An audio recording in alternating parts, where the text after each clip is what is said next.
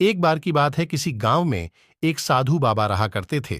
पूरे गांव में वह अकेले साधु थे जिन्हें पूरे गांव से कुछ न कुछ दान में मिलता रहता था। दान के लालच में उन्होंने गांव में किसी दूसरे साधु को नहीं रहने दिया, और अगर कोई आ जाता था तो उन्हें किसी भी प्रकार से गांव से भगा देते थे। इस प्रकार उनके पास बहुत सारा धन इकट्ठा हो गया था। वहीं एक ठग की नजर कई दिनों से साधु बाबा के धन पर थी। वह किसी भी प्रकार से उस धन को हड़पना चाहता था। उसने योजना बनाई और एक विद्यार्थी का रूप बनाकर साधु के पास पहुंच गया। उसने साधु से अपना शिष्य बनाने का आग्रह किया। पहले तो साधु ने मना किया, लेकिन फिर थोड़ी देर बाद मान गए और ठग को अपना शिष्य बना लिया। ठग साधु के साथ ही मंदिर में रहने लगा और साधु की सेवा के साथ साथ मंदिर की देखभाल भी करने लगा।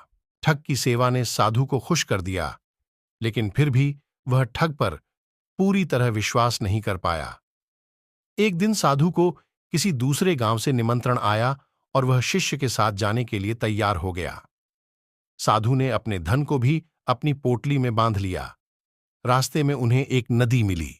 साधु ने सोचा कि क्यों न गांव में प्रवेश करने के पहले नदी में स्नान कर लिया जाए। साधु ने अपने धन को एक कंबल में छुपाकर रख दिया और ठग से उसकी देखभाल करने का बोलकर नदी की ओर चले गए।